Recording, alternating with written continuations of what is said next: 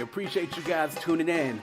The Tastemakers podcast begins in 5 minutes. Make sure not to go nowhere, because quote, Brina, Trisha, and Corey, also known as the Tastemakers, will be with you in 5 minutes. Thanks for sticking with us.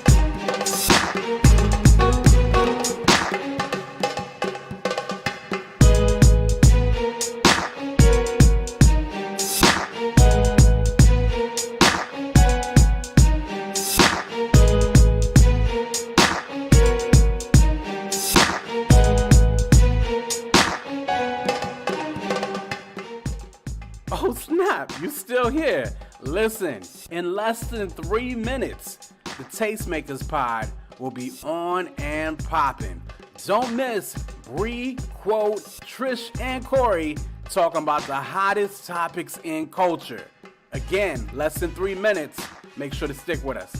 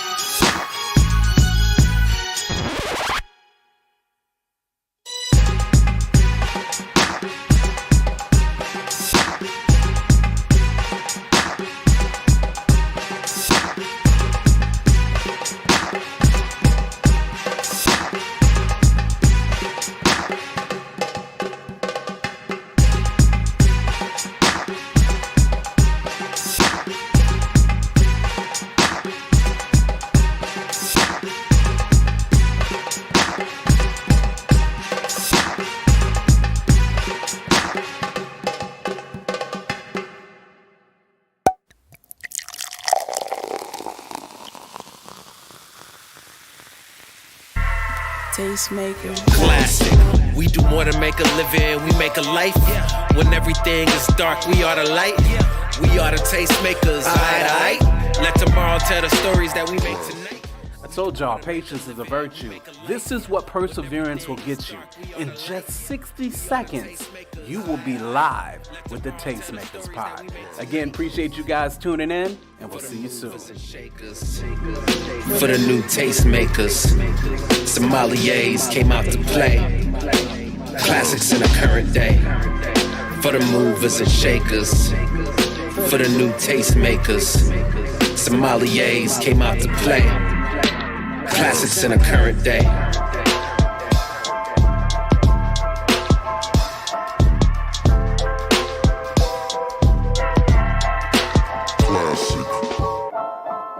The beat breaker.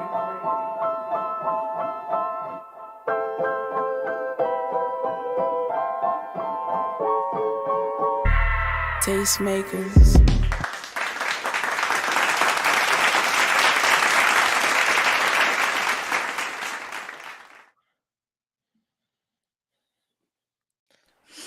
Bang!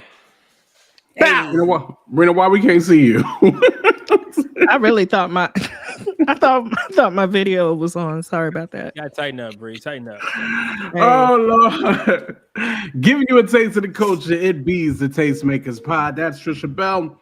That's light skinned Corey. That be Brina. They call me, quote, we again are the Tastemakers. You know what I mean? Every Wednesday night at 10 p.m. Eastern Standard Time. We let you know what's going on in these streets, right? And we try to give you guys a balanced Christian perspective of just that.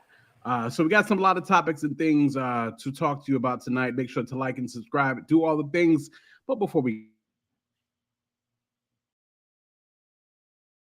thus far.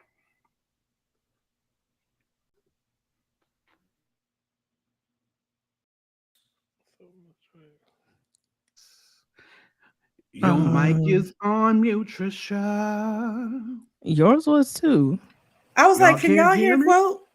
Really? Yeah, that's exactly what I was like. Can y'all hear quote? Because I could not hear you. Oh, for real? I was going in. I think something must have muted us or something because I was unmuted. I don't know, it was weird. So the first thing y'all heard was me singing? No, I heard you didn't. talking, and then when you started singing, you kind of went mute. Oh, interesting. Okay. Anyway, how y'all week been? Oof. This was a week. This Amen. was a week. Man, like a lot of stuff went down, yo. I'm just thinking through it. I'm literally like, is everybody alive?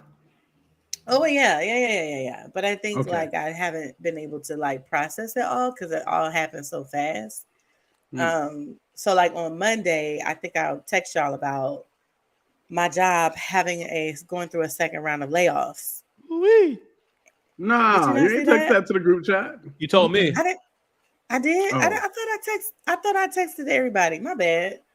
Well, yeah. So what had happened was, basically, our company is like struggling financially, and I'm really like being PC right now, but struggling, and they laid off a lot of people, and it was very like abrupt. We knew they said that they were restructuring. And when they said restructuring, we were like, okay, well, y'all trying to lay off some people? They're trying to get y'all out of here. Right, but they didn't say that. And so people were trying to get clarity, and the clarity wasn't coming. And then on Monday, it was like, oh, an impromptu all-staff meeting on the calendars. Mind you, I'm on PCO on Monday. So I'm getting all of this stuff via my people, right? Octavius and I work at the same company, so I forgot Octavius worked there. He's the one that helped me get the job. So that's right. So I'm like, damn, like, what is going on? And then my homegirl, she texts like, yeah, they talking about they about to give out layoffs before the meeting. And I'm like, excuse me, what? Excuse me, what? That's not the move. So, it's not the move. And then we were told that like our team specifically should be safe. So I'm thinking like, okay, we safe or whatever. You know what I'm saying? I'm safe. And Octavius texts, I'm laid off. And I said, what? Wow. I said, that was a major blow for me because he's done so much for the company. And I'm just, I was taken aback. So I'm like, okay, anybody could leave at this point. Because he literally brought one of the first, like he's the first person to bring a new capability to the company. Wow. And they laid him off. So yeah, pop up layoffs. Yep. So the next, no matter of fact, that day I go to the meeting because I was like, I don't care if I'm off, I'm going to this meeting. They say in the meeting, everybody will get emails about their employment status. I said, an email? I'm like, wait a minute, what is this? The eliminations? Like, we're literally waiting to be eliminated. Like, I don't like that. I don't. Survivor up in this joint. It was literally like Survivor. The Hunger Games up in this joint. Literally, like we over here waiting. So I was very stressed out. Mind you, I told y'all I went to go get my labs, right? I did tell y'all about that. Yeah. Mhm. I got a physical in this all happened in the same day. I got a physical in October, and I was supposed to get my labs like the next day. I never went. And then I know, right? Mr. Legacy just like, right, exactly. Anyway, I went to get my labs like Friday. I got my results on Monday, and they telling me that I'm pre-diabetic. And it's like, I know that it's like, I could, change that, but it's just, I don't know, just all of that in one day was just a lot. It was a lot for me. It was a lot. Yeah. And it's a lot going on outside of my personal stuff. I got close family who, going through physical stuff too. And it's just, this week has been a week. I found out that I am safe. Praise God. However, it's still very hard to feel like, okay, I'm ready to go back to work. Like, because I found out a bunch of our team got laid off. And one of our best got laid off because I think it's just about the way that people who are very confrontational and not in a negative way, but just like asking questions like, yo, this doesn't seem right, or what's going on here. It seems like that's part of why they had laid her off, because she is a beast at the work. She probably is the best, one of the best. So I everybody was surprised by that. And we're all just trying to figure out like, okay, so who gonna take over the work? Right. You know what I'm saying? Because we still got work coming in. Who's taking it over? They're about to double y'all up. Well, they said that they wasn't, but I'm They will. What would be crazy is if they hired people like in 1 month to take over that work. That'd be crazy. Yeah, and I would be like, go and get our people back. Just stop playing with me. That would be crazy. Right. Yeah, a lot of corporations is taking hits like crazy over the last couple of years, and hearing a lot of layoffs. So just hate to hear that, and it's just affects some people. I mean, with the severance at least kind? Probably not. No, I'll say yes and no. I'll say, yeah. You'd rather have a job. I would. Always, right? But a severance package can make you feel some kind of way sometimes. It can, like, for sure. Long story short, the week I got married, I got laid off. Oh no! That's different. Wow. But the severance was nice. Well, see that matters, right?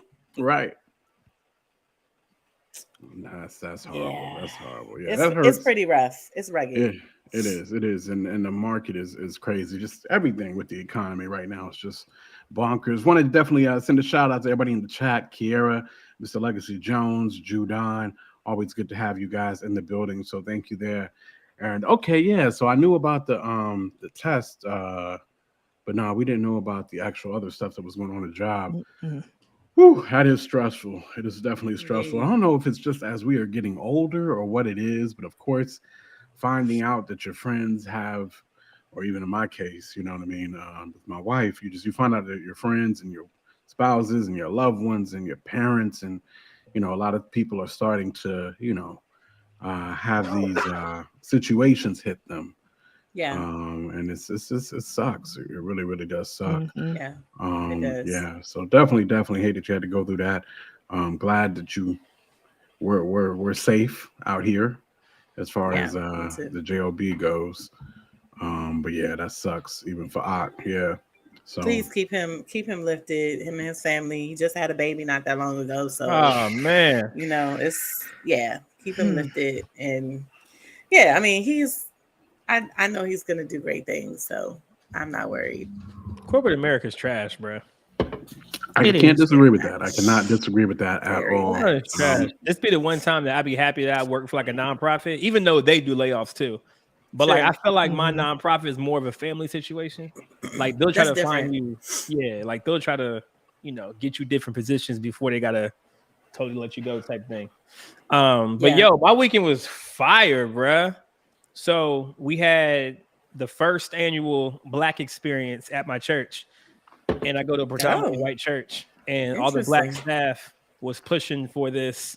Yo, Wags, you need to let us have an event with all black people, and we want to be seen, heard. We want to feel like, not feel like, because we do this, but we want to let the people, the new black people and people of color who go to our church, let them know that there's people for them who will hear their different requests and things like that. So it was actually a really good event, really good event. It went overtime by like 30 minutes because everybody kept wanting to talk and ask questions. And the way it was set up was a panel discussion, and the audience got to ask questions. And then each panel member also got to explain their experience, how it's been for them being black at Hill City Church. So it was really fruitful discussion. It's good to see people now and other black people. And, like, yo, now I know you because we've been in conversation. We've talked. We ate Jamaican food together. Hold on. Oh, wow. Oh, so there was a group of black folk in a predominantly white space, and y'all ain't get to know each other? Bro, it's such a big church, and you just kind of give them the head nod when you see them. Or you also don't. So this was one of the conversations. They was like, I didn't know what kind of black people y'all were. So that's real. You know what I'm saying? So like, I mean, I'm the one to find out though. Oh, we found out. Let it just be a few of us in the spot. I'm yo, what up? How you be? No. I'm initially gonna go with you with the regular handshake just to see what you do. Right. You know what I mean? Then we're gonna, we're gonna find out different. 100%. Yeah. Funny. So I was joking with one of them because I was like, I knew what kind of black person you were when we were at. So we got this thank you dinner. You were? Yeah, for real. So we got this thank you dinner. We got this thank you dinner for all the volunteers at our church, and we call it the BFD. It's called the Big Fancy Dinner. So while we're at the Big Fancy Dinner, the DJ's playing some songs or whatnot, and one of the black people who I wasn't sure what kind of black person this was, he came up to the DJ booth and kind of let me know without letting me know what kind he was. Yeah. You know what I'm saying? So like he started hitting the fake shout. I was like, oh, okay, you wanted me. That's hilarious. So like that was our non-communication. Like I get it. We here. But nah, it was a super dope event just to hear everybody's different experiences. It was 90% positive, 10% negative. But it was the negative part. Negative too. Just experiences of how white people sometimes don't know how to act, and they say dumb stuff to black people. Yeah. So kind of that stuff. But that was real good, man. It was a real good experience, and we'll be doing it again. And then we played this card game. It's similar to Black Card. No, actually, it's not Black Card Revoke, but they have song lyrics, and you have to finish the song lyric. Yeah. That's one. But it's dope. Like it's not just song lyrics, but it's black culture, and you got to know what it is. So it was like, in what neighborhood? What did Will Smith do growing up in West Philadelphia? So you got to know the song. You got one little fight. Yeah. Right. So it was stuff like that. It was mad funny. It was hilarious. So that was cool. I'm renovating my living room. So, you know what I'm saying? I got a whole gang trying to help me out. I got like 3 girls trying to help me out so I can make sure it gets the way I want it to be. So I've been shopping at home. I've been at Target. I'm getting some fake plants. So the key word they told me was textures. They said, Corey, you got to get the right texture for your living room. So I took down that mirror that Kiara likes and I moved it. So now it's just a standing mirror by itself. I had a sectional couch. No, is it called sectional? Yeah. What's it? Yeah, a sectional couch. And I split it in 2. So one section is on one side and the other section is on the other side. So I got that popping off. I got a new rug. And then one girl is going to give me some pillows. And then the other one's going to take me to Target. You so doing it up? A little pullover lamp. So my new living room is about to be fire. So that was super dope. I like it. I had to preach tonight. I preached a sermon called I'm Wawa. Okay. Coming from the text of Psalms 139, 13 through 14. And the title was I'm Wawa. You know what I'm saying? And it was talking about knowing who you are. You feel me? So I was basically telling them, yo, you're not 7-Eleven. You gotta go to 7-Eleven sometimes. You gotta look at that little nasty pizza that's in the cash, or that's sitting by the cash register. It's in that hot box, and you can't do nothing to that pizza. You can't say add cheese. You can't say take the pepperonis off. You gotta take it as is. But at Wawa, come on, somebody, you can go up there and get a custom-made sandwich exactly how you want it. And then I was tying that in with that's how God made you. You're custom-made. Like he put the extra, he put the lettuce, he put the, you know what I'm saying? So I was like, touch your neighbor and say I'm Wawa. That's hilarious. Touch your neighbor and say I'm a gas station. I'm a gas station, convenience store. That's what So that was super dope. And then I got another preaching engagement. I got to preach at this college up here on Friday for their little joint. I shouldn't say little, but for their Friday night service. So I'm getting comfortable with this preaching game. You know what I'm saying? I'm trying to figure out what's what. You know what I mean? And then through all that, I'm also learning how to DJ. So I'm taking DJ lessons because I heard the DJ I was talking to who DJ'd our joint, he makes $90K a year just working on weekends. That's it. Just working on the weekend? Yes. Wow.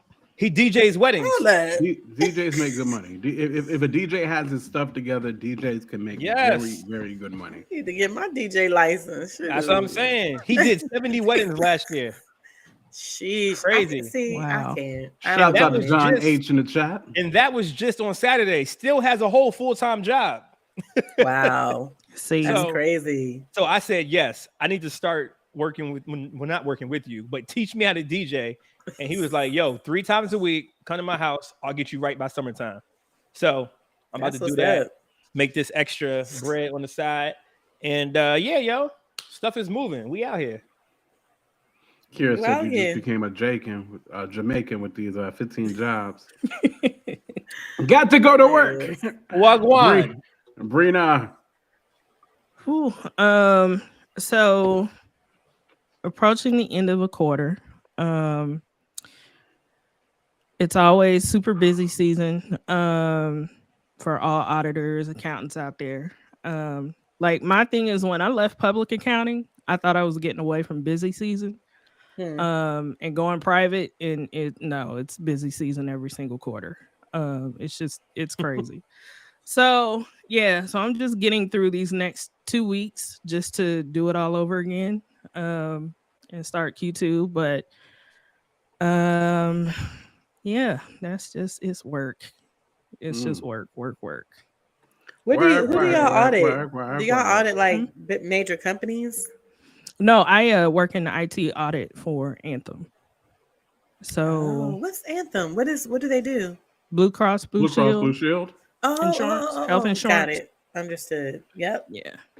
Very haunted familiar. by the spirit of wings, Brown. I'm confused by what he's saying. Confused. But Goss will perform your wedding and your reception. That's fun. That's bro, funny. and that's what I was telling the people. That would I said, listen, I can do a whole package deal. Listen, I'll do your wedding and DJ your wedding for like $2,000. We'll make it a deal. JR Psalms in the chat. Oh wow. So you feel me? Yeah. I ain't mad at it. And then I'm mad because like I should have been learned how to DJ. Like I'm all in the mix of that stuff. You know what I'm saying? Yeah. Like I could be DJing every weekend if I wanted to. Yeah. I made a choice in 2001, 2002. You remember DJ Destiny, Goss? Yeah. I made a choice in 01, 02. I literally like a crossroads. A radio, a DJing. Word. And I went radio. You should have did DJ, bro. You could have did both. Wow. I could have, but there was one, I was trying to not be a jack of all trades, but a master of one. So, I mean, don't get me wrong, radio over the years opened many doors for me and, and different like that. But most radio opened doors. DJs would have got me more paid. I guess so. But radio opened up more doors than DJ could have. All right. But with that being said, I was in Memphis a couple years ago. I think I told y'all when I went up to Memphis, and my whole family DJs, and but when they were going through DJ stuff and they're going through transitions, I'm the one that was like, "Yo, mix that with this, boom, boom," and they're like, and so my aunt literally pulled me aside and almost cussed me out. Was like, "Nigga, like you should be doing this, like." You have a better ear than everybody else here. Why do you not DJ? I'm like, I don't know, Auntie. I made a decision to do radio. She read my whole card. She's like, yo, stop playing. And I still haven't got on the ones and twos like I needed to. So, you know, I've done radio for years. I curate playlists and the whole nine, you know, and I literally have a business that caters to DJs. I literally own a business that caters to DJs. And I'm just not. It ain't the same. It ain't the same. You ain't getting 1,500 a pop. Yeah, ain't getting that 1,500 a pop. That's right. Yeah, DJ life is different. I used to be an in-between for DJs too. Like people would call me with their weddings. I need a DJ. And I'd be like, you know what I mean? But I understand that. I get it. So, but anyway, I at the same time, I'm 41 years old. My life is already busy. It's hard to be learning new skills out here. But Goss, you know, in your situation, you should go hard. Yeah, you need to go ahead and do that. Go ahead and do that joint. I am for real. You know what I'm saying? So, my week was hectic, just on all kinds of levels. But from health stuff in the family to once a month I have to work on Saturday, which sucks. Yes. It sucks because I have to work extra days that week. So this is what just happened here. But then this coming week, like right now, I have extra days off, whatever the case may be. So it was, it was in my brain. It was like, make it to Wednesday, make it to Wednesday, make it to Wednesday. It was just my brain. Make it to Wednesday is all I was trying to do. And so, Karen. Right, Key. Right, exactly. Karen, don't let me tell them what you did to show your age the other day. But anyway, so then just a long weekend, stayed up too late one night and messed my whole situation up. And then I just got my hands in everything. We are launching officially our teen ministry on Saturday night. And of course, who's heading that up? Me. Who heads up the young adults? Me. You know what I'm saying? So you're doing too much. Yeah, I mean, to an extent, yeah. I don't think I'm not. I'm also there's also, it's weird because there is a bit of a stretching, you know what I mean, that I think needed to happen as well. And because I'm still not using everything anymore. I'm not using all the gifts and all the stuff that God has given me, especially when it comes to preaching and teaching, you know what I mean? Or just communicating, you know what I mean? Or just whatever the case may be. I mean, of course, that's one reason why we do this here is I've got to be able to communicate. I've got to be able to set up tables, make tables for people to come and talk. And so I do the same thing with our young adults, and I set up a table and then that's my mode. I'm really the setup guy, you know what I mean? Like, I'll plant something quick and move on. Like for real. I'll plant something quick. So even with that, like I'm saying, if I'll set up the structure for the team ministry, whatever, and I'll run it the first way. But if they end up finding somebody else that's just a little bit better at it than I am, hey, here you go. Take. I don't get to, I got that, stick and move. But anyway, made it to Wednesday, which means I got some days off. Got to just hustle in and really grind and study for Saturday to make sure we got what we need for these kids. And so that's been tiring. Just like I said, definitely continue to pray for my family's health as everybody in the house is starting to get a little sick here and there. Baby girl's a little sick, and my son is getting a little sick, and then I ain't quite been right. And of course, what's going on with the wife. So just pray for our health, and that's it, man. Just health, rest, trying to get it together. You need to take a self-care day. You need to pick up, like for real, because I have to do the same thing. Like, even if it's once a week or twice a month, because once a month ain't enough. Yeah. I normally have a self-care day, quote unquote, once every week. And what it is because I work 4/10s. So right. I'm off on Wednesdays theoretically, and nobody normally is at the house with me. It's just me. Yeah. And of course, I'm prepping for Tastemakers that night, but at the same time, it's just me. So that's normally my self-care day per se. Yeah. So yeah, and Kiara's not feeling well. And Kiara, it's been going on for like 2 weeks for you, by the way. I'm gonna remind you. that you Wait, were feeling you well like a still week or sick? so. Yeah, I didn't know that either. Kiara. I thought you had rebounded. Kiara. So I guess the key thing here, guys, is get your physicals, get your self-care days, and take care of yourself. Because ain't nobody else gonna do it. You know what I mean? Kiara said, I'm not sick anymore, Lord have mercy. Okay. Amen. Yeah, okay. I was about to say, you just sounded perfectly fine the last time I spoke to you. Yeah, but you see, she talking about me sips my liquid cocaine. Yes, that's she was what she's talking about you. Yes. I'm talking about her. Like, okay. No, I was sick too. Actually, I'm like getting over. It's the allergy. First of all, there's mad trees here behind my house, around the house, and Georgia, all the trees here, it's a lot of pollen, and the pollen has been out quite early. And then the weather is 30. It's like 30 degrees in the morning, and then 65, 70 degrees in the afternoon. So like that whole weather change situation, it's a mess. It's a hot mess. Yeah, see in the house. Boy.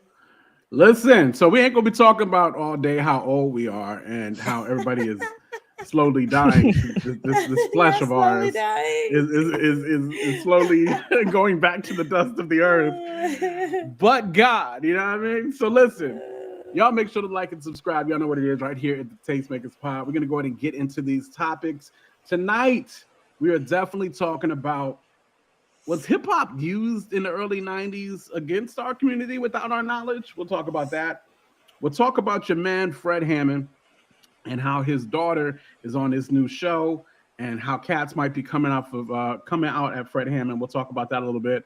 I want to know the wildest Bible story you got. Like, what in the word do you look at and you just be like, yo, that was wild. You know what I mean? That was crazy. You know what I mean?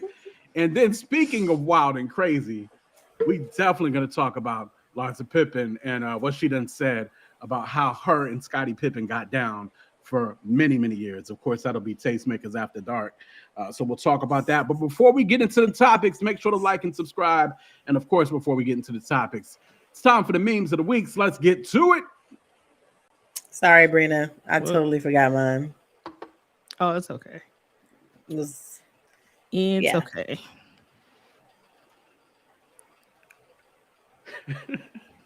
Kira said that's why Scottie got bad knees. Explains everything. He had a bad back at one time too. I'm like, okay, this makes sense. Okay, here we go. So this is my joint right this here. This one is yours. Yep. For sale. This is the vintage Tupperware joint. It could be a foot bath. It was a meat defroster. It was a puke bucket. You might put a potato salad in it, and you're definitely gonna have that popcorn in that joint too. This thing was so multi-purposed in my day when we was young. And I don't know, was this in y'all's house or just my house? Yeah. No, that bowl definitely looked familiar for sure. I think my mom had a green one. Like, yeah. Lord, I ain't seen one in a minute, but Lord, when I saw it, I was like, ooh, I remember that. Eating popcorn out of that joint was on some nostalgia, but yes, it did everything else too somehow, and we still ate. Not a foot bath. I'm mad. Nobody's feet got washed in the joint. No, there was no. That's listen. Like Joe said, that bowl started COVID. Yo, it's too old to started COVID. That's a fact. COVID started in that bucket. Juna said banana pudding. All right, what's next? All right, this one is mine. Hey spring, you still coming? Spring. Spring is on its Lauryn Hill time. Yes, absolutely. Especially spring where I live. Lauryn Hill time. I'll get there when I get there. They will wait. Spring has come early. It's like it's weird because it's like it be warm, but then it be so cold in the morning. I don't understand what's happening. This is weird to me. Yeah, no, I agree with that. Strange. It's not. It's kind of it's like spring has come, but then spring be ducking out. It's like winter and spring is like holding hands right now. In and out. So. I don't like it. What's next? This is a public service announcement. I know that's right. You better. The Brunch on Sunday album release party will be taking place on April the 16th at 1 p.m. in the great city of Richmond, Virginia. All right, so go ahead, get your flight arrangements. You know what I'm saying? Go ahead, get your gas ready. You feel me? Because it's gonna be a whole entire movie. I wish it was coming down south because I ain't gonna make it. No, you good. I ain't gonna make it. Just get you a flight. It's all good. I mean, if I get a flight, I can only come for like a weekend. That's all we need you for. Oh, okay. Pull up. Yep. Shortly after this vehicle, for those in the area, we will also be having the Derek Minor listening party. Shortly after the Brunch on Sundays release party. So of course, Derek Minor is actually going from city to city, going through his project. I say release party. It's actually the low-key exclusive listening party, to be honest with you. So you're going to get to hear the music before anybody else. So if you rock with Derek Minor, you rock with RMG, you rock with us, you know what I mean? Definitely make sure to attend Brunch on Sundays. And then right after that event will be the Derek Minor listening party in RVA, Richmond, Virginia. I missed it out here when he came. I didn't even know about it. I didn't miss a bunch of stuff because you know how work is. you got a job, you got a husband, and you got kids and children. Yes. Yeah, that does it. That does it. Man, I remember. Yeah. I remember being out in these streets. Yeah. I remember being able to be at every event. I remember. And I used to. Who is John H? I'm like, who is John H? What's Henrico? What's that? That's Richmond. So John H knows Goss. Got you. Who's John H? I think. Nope.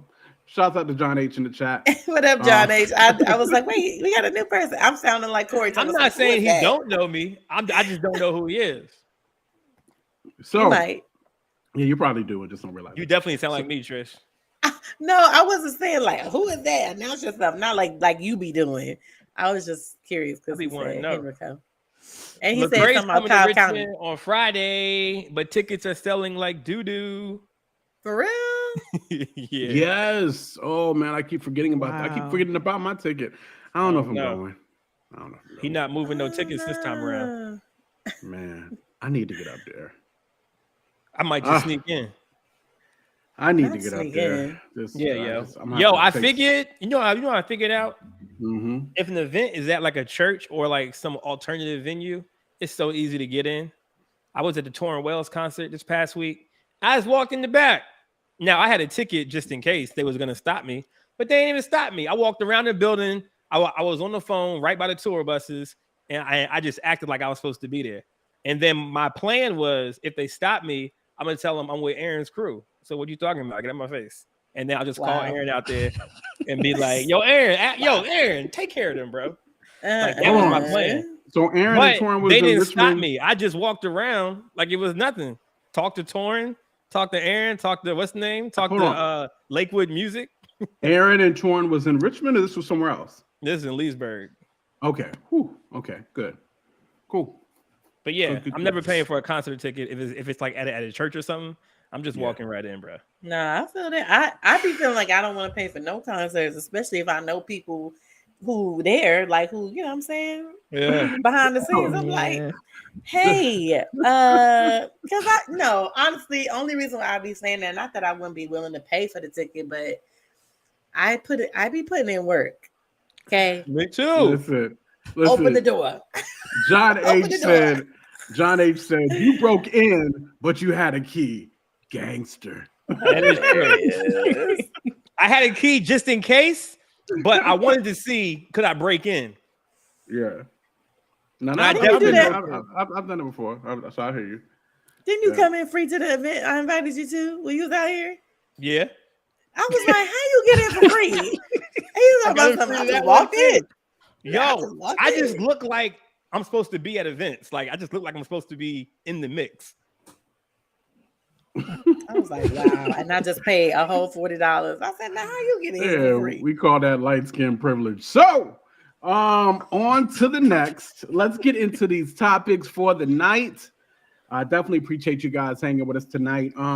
still trying to get the energy up tonight. So, of course, community chat, make sure to keep them coming. We're going to make sure to get y'all's chats on the screen as well. Brina, don't forget about the people. But yeah, keep coming. Make sure to like, subscribe, share it out. Tell a neighbor, tell a friend what it is we do right here at the Tastemakers Pod every Wednesday night at 10 o'clock. Let's jump into it. So this video went out this week, and we used to kind of talk about this kind of back in the day just from a conspiracy standpoint. But then when one of the OGs say something about it, you kind of got to listen. So y'all listen to your man Kumo D real quick. What started to happen was when Public Enemy, and I remember this vividly, my album was called Knowledge is King. It was going into a whole spiritual space about knowledge and being intelligent. KRS-One was saying Jesus was black. And Public Enemy was saying it takes a nation of millions to hold us back. That's all 88, 89, and by the time we got to 90, the powers that be said this black conscious movement is moving without radio play, it's moving completely underground, and there's an underground subculture of positive, pro-black, intelligent people. We cannot have this movement happening. So the unfortunate part for gangster, quote-unquote gangster rap was they started to handpick what they were going to play. And this is the part that you know. They went from not playing rap because they said it was too edgy and not melodic enough to playing the most profane rap and beeping the curses out. That's how bad they wanted to get that content on the radio. There's nothing on the radio that hasn't been paid for. So that was an investment. So the part that we're really, really underestimating is if you had PE over here and you had Biggie over here, you're going to say we're going to put more money into Biggie because we understand his content. And this is back to freedom of speech without question. I love a lot of what Biggie did. I love a lot of what NWA did, but they started to make us one-dimensional. So instead of seeing that there was the Black Panther and the Mac, they started only showing the Mac. Yo, hip-hop legend right there, Kumo D. He's got some words to say. He's got a story to tell. And we used to kind of, talk about this back in the day from some conspiracy standpoints. But what y'all, when an OG say that, what's y'all's thoughts towards that? I mean, yeah, like I believe it, and I mean we've seen it. I was listening to, I can't remember who put it out there, but there was a viral thing going on about I don't remember which rapper it was. Was it RZA? I can't remember. Anyway, it was somebody was being interviewed and they were talking about a meeting that they had been invited to that was like very like hush hush with all these, record execs and, saying like, no, we're purposely cutting out any intelligent type of hip hop or black music, anything that has intelligence or anything that's conscious, we're removing it and only putting out the stuff that sounds profane and crazy or whatever. That's how it's been. Like Kiara mentioned payola too. Like that's a thing. That was a thing. It still is a thing. So I think this is not new information, but it is what it is. But the thing is, conscious rap and the positive rap still had like Christian hip hop. There's still an audience for it. Even if it doesn't get play on the radio, there's still an audience. So I say, forget what them folks talking about. You just gotta manage your expectations. You're not gonna be you might not be no millionaire or multi-millionaire doing the music, but like don't do it for the money. You know what I'm saying? Do it because you want your music to get out there and you want people to hear it. You know what I mean? Brina. Oh, never mind. No, I mean I definitely agree with what he was saying, just to see like how hip hop started off as fun, right? Fun party music, and then conscious rap kind of scared the execs a little bit, and here we have gangster rap and all that music that glorifies violence and all that stuff. Like I'm not surprised by it, and I agree with Trish. There should be more of a push. We can make the choice to listen to what we want to listen to, and we don't have to pay attention to what they tell us that we have to listen to. So I say people just make better decisions. I mean, I'm not saying that the people what he's saying is wrong, but then also I feel like all old heads feel like it's conspiracies against them. So, you know what I mean? Like he What you probably has. mean? They do. They be swearing that like everybody's out to get them, and they were trying to get silenced. And back in my day, I mean, they was. I'm not saying it's not true. Mm-hmm. But at the same time, we each could have some kind of story about that. Like I could have a story about how I'm never on this or that because I do Christian rap.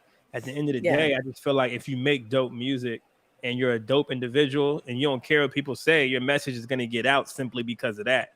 Like, absolutely. You know what I'm saying? There's not people like the whole world can't silence you. If you have a talent, I can guarantee there's somebody that likes your talent, and there's a lot of somebodies that like your talent.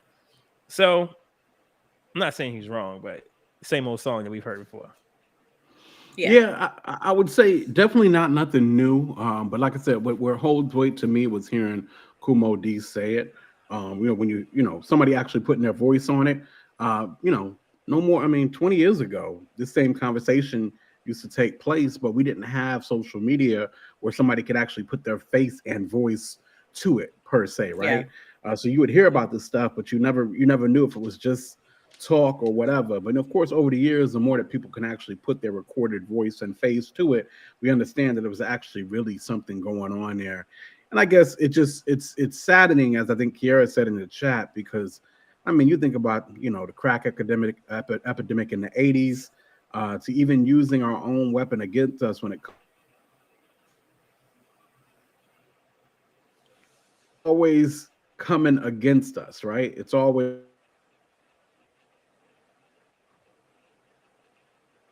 fortunate, you know what I mean? And I definitely think yeah. So y'all see that too. Yeah. Okay, y'all can't hear me? You was going in and out, and then you're like froze for a second. Your bar is kind of low. Oh, now they back up. It's back down. Cool. But y'all can hear me now? Mm-hmm. Yeah. Okay, cool. I'm gonna refresh my joint in a second, but I'll get this take out real quick. But yeah. So ultimately, it just you look at the crack epidemic in the 80s, and to using our own sound and weapon against us when it comes to hip hop. And I do hear what Goss is saying, like this, talent and stuff will get out. Now, I feel that way now. Back in the day, you had to have a certain amount of things. Like things were either it was just that homegrown spark, or you really had to have a backing. And shouts out to John. So they freezing me out right now because I'm talking that positivity, my brother. Yeah, I mean, but it's just that ultimately, it's just sad to hear. Who is John H? Who is this guy? That thing. Do any of us know you, John? John, who is you? John, before they make the whole show about who is John H, just let us know where you repping, whatever the case may be. I think I've seen your name before. I mean, it's no beef. We just want to know who's in the crib. We appreciate you being there, hanging out with us. But listen, you ain't gotta clean it up. We just asking a question. No, it needs to be cleaned up because I ain't rude. So we not being rude. Let's see. So also, I don't want us to feel like we are such a small community that we know every single person who checks out our show. You know what I mean? We do normally know the live people. We don't know the people that check us out on the replay. But anyway, again, shouts out John H for being here. He said, where you from? Oh, that's funny to me. I know that's right, John. There you go. But anyway, so my bad. I was just being curious. I was not trying to be like Goss. Goss be like doing the most when new people come in here. So I was just curious. Like maybe you do know somebody in here. I just be wanting to know where people are. Oh, you from Atlanta? Hold on. You're from Atlanta? Now I'm like, do I know you? Because I'm in Atlanta. Oh, his family's in Atlanta Richmond. Family in Richmond. Okay, the ties. All right. So thanks again, John H, for hanging out with us here at the Tastemakerspod. Hate to put the spotlight on you like that. We're gonna get back to these topics. I'm gonna reset my network and we're gonna go from there. But yeah, it's just like I said, sad to hear that is the way things went down. I think it's quite obvious that's the way things went down, and that's yeah. unfortunate because the music did affect our culture. We can't say it didn't, right? Oh, absolutely. Still, So, I mean, still, it's affecting the world. Right. It's Right. a worldwide like genre culture. I mean, it is a culture. Hip hop is a culture now, and you know, we did that. So it's I don't know, man. It's so much to say, but I can't get into all of it. I was watching some comedian on Twitter today on a reel, and they were on Instagram and on reel, and they were like, "Yo, black people, we really got to stop blaming white people for all of our problems." And then they were like, "And white folk, we need y'all to stop being so problematic so we can stop blaming it's that." I mean, yeah, so it's like, goodness gracious, man, it's a mess, but we shall get it together. We shall overcome, and all of the above.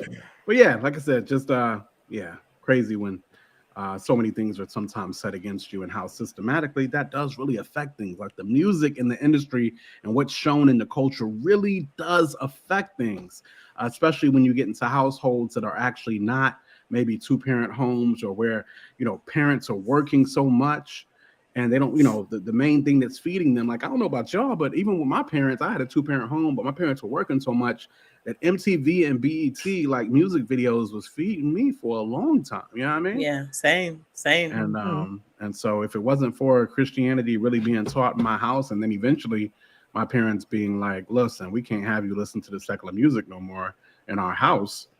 I mean, I don't know. I was very, very musically influenced. So same. You know, so yeah, I'd have been out here wilding.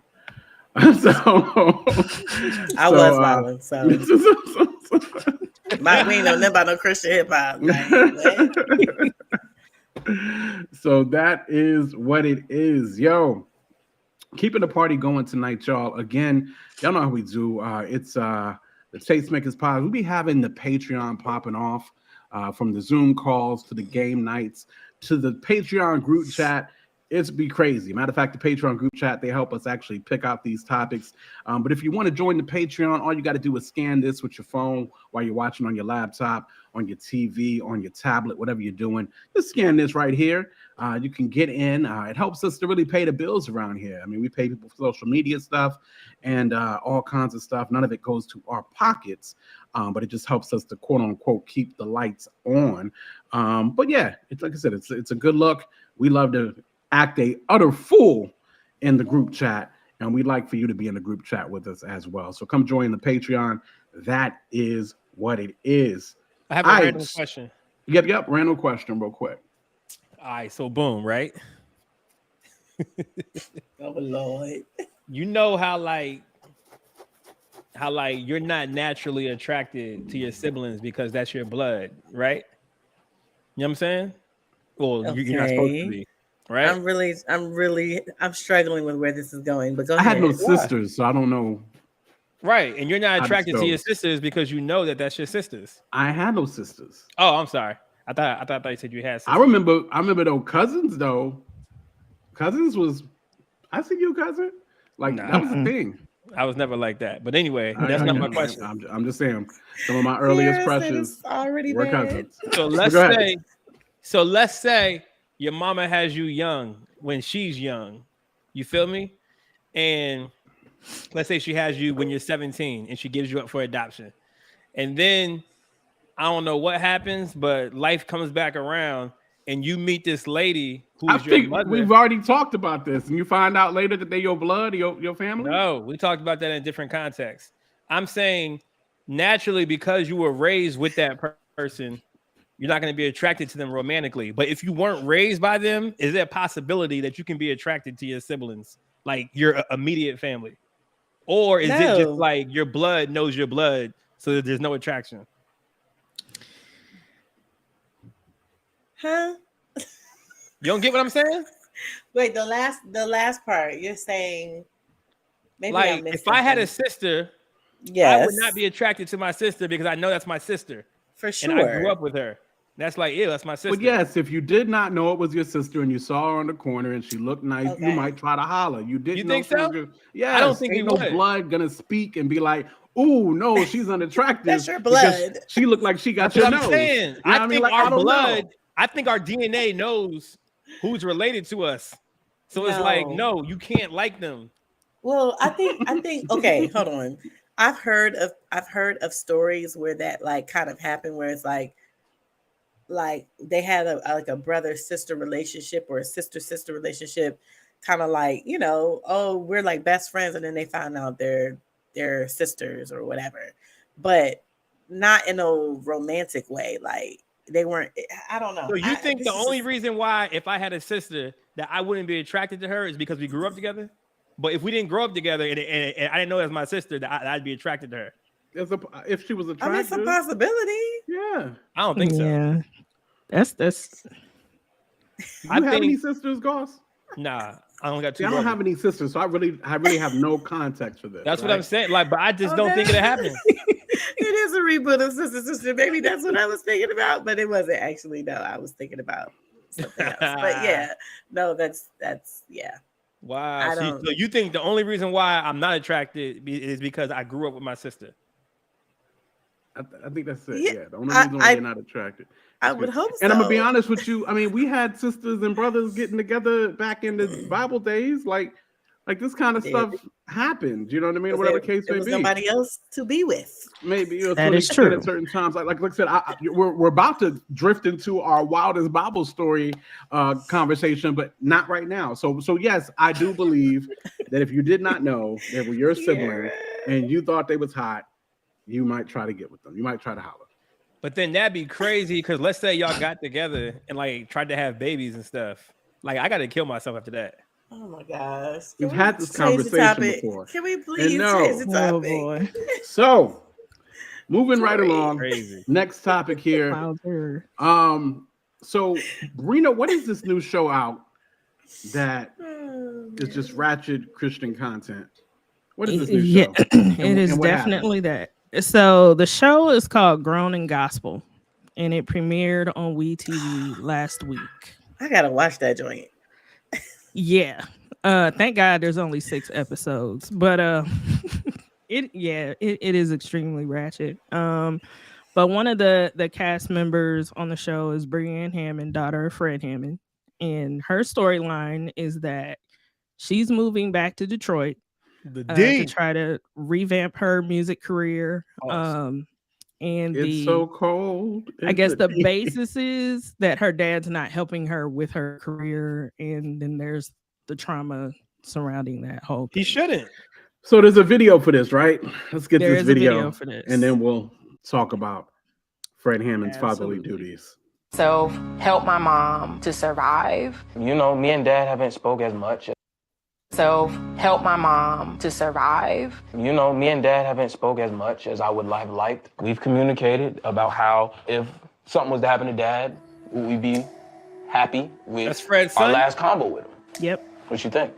The strain on my relationship with my father has affected my career. I always wanted to follow in his footsteps, but it's almost like I would want a relationship that would involve closeness.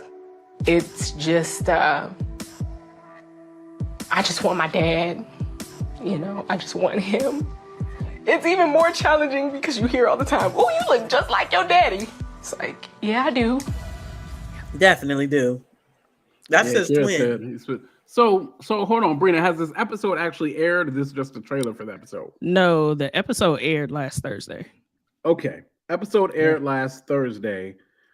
I need context. Like, Fred not been there. What is the adopted brother talking about with the last thing we said to our father? What are they talking about, bro? Oh, he's adopted? Yeah. So the son is adopted. So I mean, this was kind of watching this. That was kind of like news to me. The impression, that I got was that he was active. But I don't know the personal family business, so I can't speak on, their family relationship. But I guess she's saying she hasn't spoken to him in a while. The son said that he hasn't spoken to him in a while. When Fred moved to Dallas, I thought his children moved to be closer to him. So I don't know what's going on. I don't. I mean, but so part of me can't believe this. I think it's a storyline because I think TV. so too. So you can't be real on TV. Like it's Hollywood. You got to say something that's going to sell a story. That's a fact. I've been around enough reality TV, seen it on TV, and have been a part of shows to know, like, they just not telling the truth, bro. Like, nothing on TV is real. So her tears don't mean nothing to me. And, like, you know what I'm saying? Wow, Corey, her tears don't mean nothing. Don't mean nothing at all. She probably got paid a good $50,000 to cry like that. Them joints don't mean nothing, bro. I don't know. Go ahead. And then I believe Fred had a response for this. He did. He did. We'll get to that. I saw something like that, but I didn't see it yet. But well, that sounded crazy. I saw the response, but I didn't click on it. Okay, got you.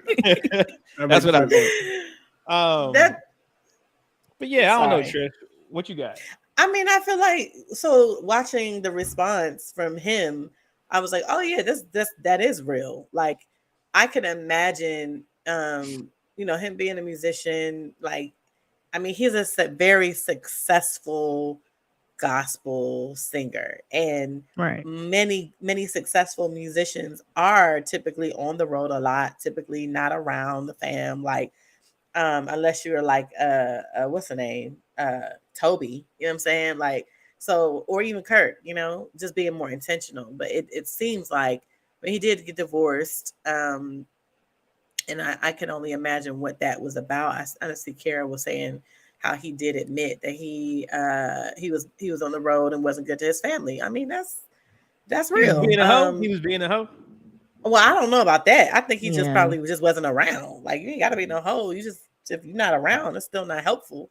You know what I mean? So, you know what I'm saying? People be like, I wasn't good to my family. That could be a lot. That could be a lot. Listen, you're right. But I think that with this situation, I do believe her. I feel like she, she seemed like she hurt, and even Fred admitted to that. Kind of in a way. I loved what he said because he didn't throw her under the bus. He just said what it was, and a lot of that is a reflection on him, a negative reflection on him. So I think my issue is with the creator of the show and how messy this person can be. I feel like this is like a really delicate family situation. And I don't think it needs to be dragged into like a reality show storyline to entertain us. Because it's like, when I saw that, I'm like, why do we need to know this? Wait, isn't the guy that created it is the dude that did all the Carlos? Yeah. Oh, Carlos King. He is. He did all what?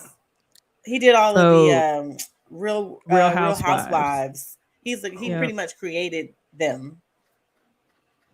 So yeah, he was a producer on that show, and I think he does Love and Marriage Huntsville. It's just a lot. So it's like, if this I don't want them to exploit that situation, for ratings, to make it look like it's more than what it is. That's why I wasn't cool with it. Okay. Well, like I said, they said that Fred did admit to, I guess, some shortcomings, not necessarily maybe sleeping around or nothing like that, but just maybe not giving his family the attention they needed. And of course, you never know what was going on with him and his ex-wife, and of course, how that affects his relationship with the kids, or whatever the case may be. But wait, though, I got a question. All right, now I'm thinking about it. So, boom, Fred is clearly probably the breadwinner of that family. You know what I'm saying? And they've probably adjusted and are used to a certain lifestyle. Now, with that certain lifestyle comes sacrifices.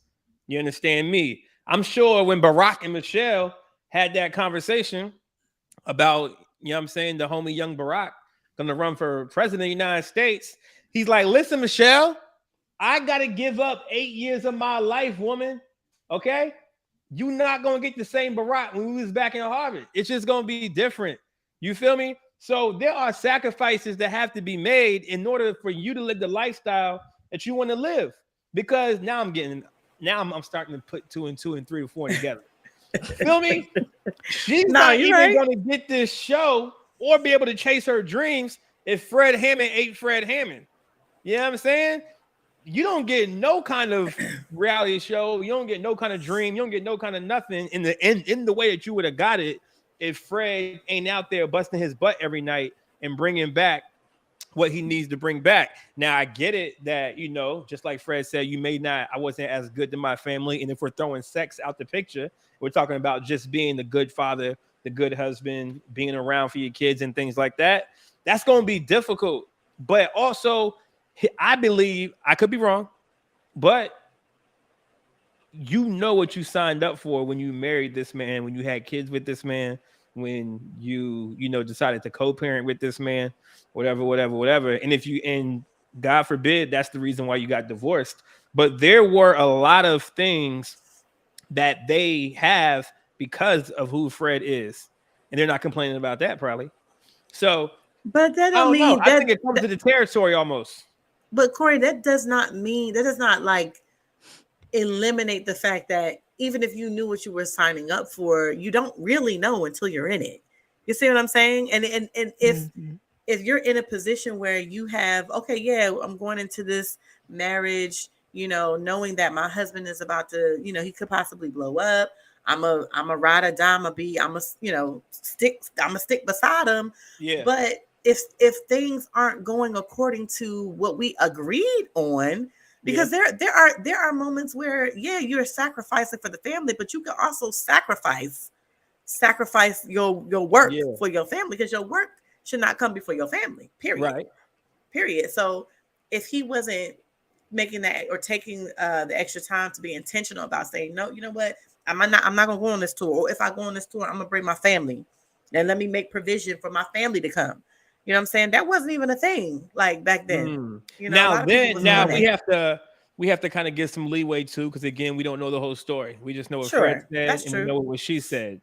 Right. And there's probably a lot of other stuff that, you know, is not on TV that is out there, or that's not out there as well. Swoop has a great song that says, "I wouldn't mind crying in the Lambo." Now that song is about, you know, him being broke and, you know, that kind of thing, and how he made all these sacrifices and moved to Atlanta and did all that. And, you know, and at that time he was still very broke. But it's given the same vibe to me. Like, she's crying on TV. You're getting paid to cry because you have a story about a father that hasn't been good to you. How would that feel if you had a story about a father that hasn't been good to you and you ain't getting no money for it? So there is in those tears, there's a bag in those tears.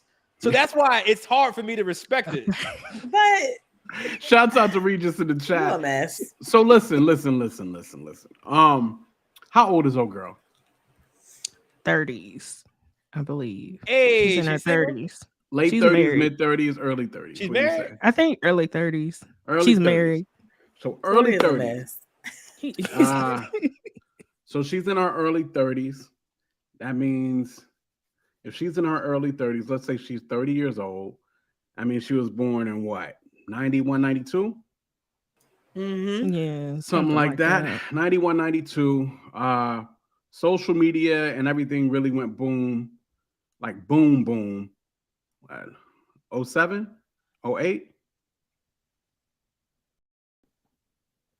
Like keeping in contact. A little bit before that. MySpace was in 05. Okay. I'm talking about boom. Because to me, still, MySpace wasn't boom, right? But I'm not even really just talking social media. I'm thinking more so, shouts out Tosh in the chat. I'm thinking more so like when our communications changed with smartphones and different things of that nature. So theoretically, I mean, if I'm hearing this correctly, 2007, that means she is what, 17? Am I hearing that right? That sound about right? 17, 18? I'm not doing no math. My brain is off. All right. So listen. My situation is this. Is all this maybe cap for television eyes? Yes, that could be very well the case, right? Or it could just be exaggerated for the screen, right? And then again, Fred did admit to some stuff, right? You don't get a pass, in my opinion, as a father, for being on the road on a regular basis in the era that we live in and not keeping up with your kids. It's just too much technology, you know what I mean? So absolutely. It's just too much. All right, you know what I mean? but chill. Okay, so boom. So my father self-admittedly wasn't the best father growing up, right? But he also wasn't the best father because he didn't have a good example and he didn't know. Now he does a way better job in his 60s. But to me, it seems more manufactured than it does trying to build the connection. Like, I know exactly what he's doing, which is cool. That's how he finally came to that conclusion, when he did. So I try to lean in with that and try to do that. All Fred knows, from what we know, all Fred knows is music, the road, gospel music, make money, subscribe my family. So we can't necessarily put all this blame on Fred that we may not know the whole story about. Well, of course, we don't. We're all, like I said, we led with this. All this could be capped. At the least, it's probably extremely exaggerated. So we've already put that out there, right? None of us know Fred Hammond, right? Nobody got him on speed dial.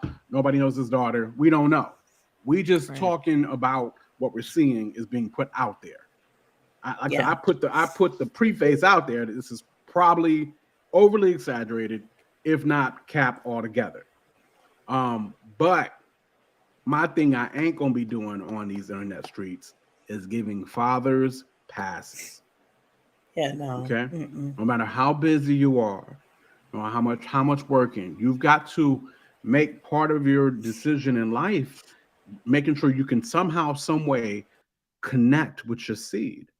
Like there's just no other way around that, right?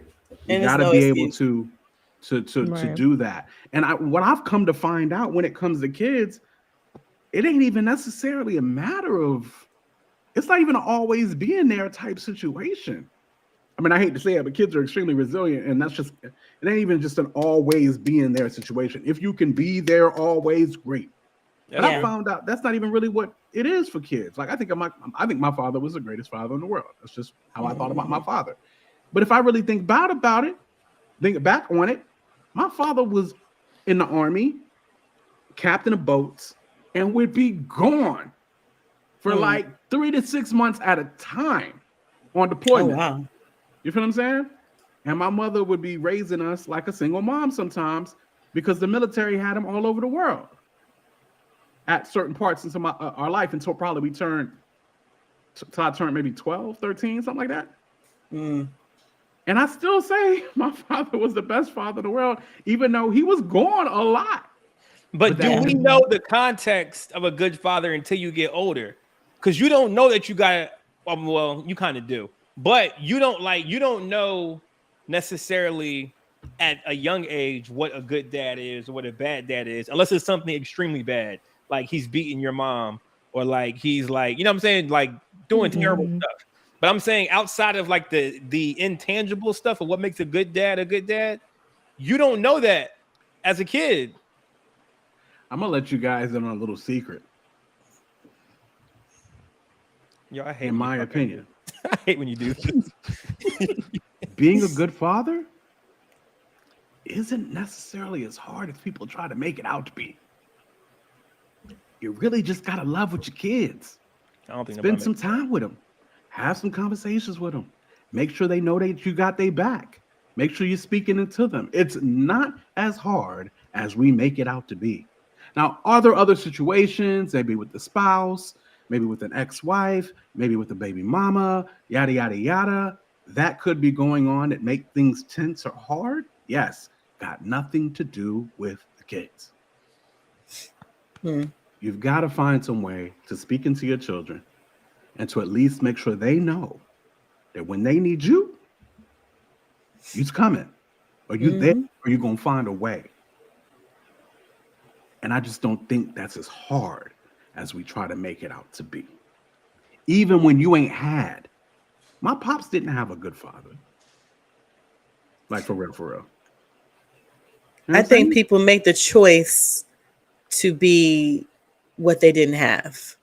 You know what I'm saying? Because it could go either way, right? That's true. Like for me, I didn't grow up with my mom. You know, my mom was nowhere to be found. And I didn't have positive mother figures in my life, even though I had several stepmothers. They were not. And so I just knew that I did not want to be them as a mother. I wanted to show up. So I think for people, there are people who make the choice, like your father, you're saying he didn't grow up with a father. So it's like he made the choice to show up. You know what I'm saying? And some people just don't know how to do that. Some people don't. And not today, we have many resources, right? But back then, there weren't a lot of resources.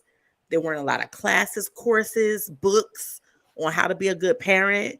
You know what I'm saying? Even though that's not necessarily like, it is. I'm not trying to say that they had to have that in order to be a good parent, but some people just don't, without the proper resources, they just don't know how to do the things.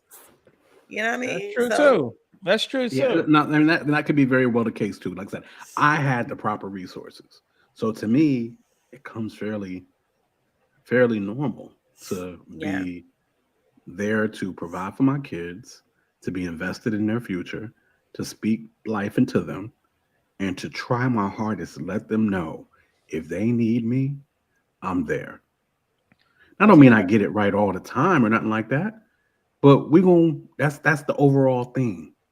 Yeah. That we're trying to present. Yeah. That's my thoughts. Hey, shout out to my girl Bridge. She just tuned in. I thought I was gonna shout her out. Okay. Shouts out to Bridge there. I don't know if I said Litany. Shouts out to Litany, but shouts out to Litany. See you in there. Listen.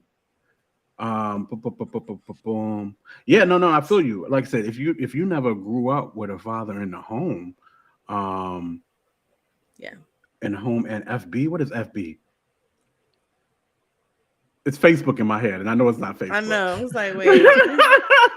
Imagine exactly never. How I process So listen, if you never grew up with a father in a home, I do understand and believe that could be a struggle. Again, I grew up with one, so I don't have that excuse, and therefore it is a little easier maybe to navigate for me, right? But listen here, I ain't saying that I'm top dad in the world. Give me my award. I think my father still is a better father than I am. That's just how I feel. But I esteem my father like that. So I'm always trying to, get to what my father was. But I know at the same time I'm a good dad. You feel what I'm saying? But there's probably bad dads that think they're good dads. You probably right about that. Record, I think about Swoop's record. Yo, Swoop got all the life lyrics. I think about Swoop's record, Ghost Dad, and he was going through him growing up, and he was like, I thought my dad was terrible when we were growing up, but now that I'm a father and I got kids, I look back on it and I'm thinking, you know what? He wasn't so bad. But his dad grew up with a father that felt like providing for my family is being a good dad. Like, I don't got to tell my son I love him every day. I don't got to do this every day, but simply me being here and staying, I'm a good father. So I think there are people, there are dads who probably feel like they're doing a good job and they be trash. Yeah, I mean, that could be the case. Shout out to Anthony in the chat. And then I think it depends on the needs of the family. So if you have a highly resilient, strong, independent, that type of family, as far as the way you raised your kids, then you may not need as much from that father figure that you may need from somebody else or from somebody or from the mother, right? Because you're raised a certain way, and now your picture of a good dad is based on how you were raised. So I think the term good dad is relative. Of course it is, but and also I think very much so, just like you said, I think a lot of people don't understand how good their parents or father was until they are older or become brothers, and they're like, "Oh, joint," you know what I mean? Like, I had a good dad, you know what I mean? Absolutely. So everything's relative, everything is comparison, all that jazz. Reed just says that I will say that Cliff Huxtable, Philip Banks, And Carl Winslow raised a bunch of men in our generation. That's sad. Yeah, if that's the case. And it might be sad, but at the same time, to an extent, I'm glad we had him, though. But think about this too, though. So in the Black community, have the dads that are raising their sons, like, what blueprint do they have to know what a good dad is? And that's the question right there. So how can we, we can't judge somebody for something that they don't know. You know what I'm saying? I hear you. I think because there's too many resources and educational, things out there for you to learn how to be. In 2023. Now there is. Yeah. But I'm saying in 1960s, when my dad was getting raised. No. That's a whole nother ball game. That's a whole nother ball game. So that's what I'm saying. But we understand that, right? We're agreeing with that. I don't think that we can fully blame bad parents. I mean, we can to an extent. I think to an extent. No, there's one thing to blame. There's another thing to understand what they went through and maybe now have grace for why they came off the way they did, right? Yeah. Sure. That still don't make you good. That still don't make you a good father. Exactly. You know what I mean? Just because I understand and have grace for it, you still incorrect. And it's never too late to come back to the table to your kids and say, hey, I could have been a better parent. And because I wasn't the greatest parent, I feel like I'm going to take more effort now. Because either way, even though I'm an adult, I'm still your child. So I still want to hear from you. I still want you to be a dad to me. I still want you to be a mother to me. And, there's still, because it's 2023, there's still room for you to change. Sure. But I think the parents, the baby boomer generation, they be like, well, I did the best I could. and you're still alive. This is my father. This is exactly what he will say out of his mouth. Well, I did the best I could. I had a roof over your head. You had, food in your belly, and you had clothes on your back. And I'm like, okay, that's the norm. Right. Like, that's regular degular. Like, what about my emotional well-being? Like, you didn't hug me. You didn't tell me you loved me on a regular basis, or you did when I was little. But then when I was a teenager, it was like, where you don't at, get bruh? a gold star for doing what you're supposed to do. You don't get exactly. I'm like, what's hard? What's hard is having hard conversations. What's hard is saying, hey, you shouldn't have sex because of A, B, and C and X, Y, Z. Or you know what? If you do have sex, these are all of the things that can happen, and nobody should be touching you. And when I come to you to tell you that somebody touched me, you should not act like I'm speaking a foreign language, right? Like stuff like that. You know what I'm saying? And I have forgiven my father for a lot of things, and I'm saying these things because that's part of my life, but I have forgiven him. But there's still, I feel like there is still so much room for growth, even in his 60s. And I wish that he would make more of an intentional, and my mom too. My mom I met my mom when I was 19. That's so it's wild. like, sis, like, you don't show up for me. You're never here. Even though I met you back then and I've known you since 19, I'm like, I still don't really know you, sis. Like, so it's like, I think parents, it's like, this is a message that I want to say to the parents. Like, and this all connects with Fred Hammond because his daughter is an adult, and he's in older age. There is still room for improvement, parents. You baby boomers out there, please be more intentional with your kids and their kids. When you don't spend time with your grandkids, it hurts. And it also shows like maybe you haven't changed a lot, and I think there's just room for improvement. So please be intentional with your kids, even when they're adults. I'm a grown tell man. And I believe my parents raised me right.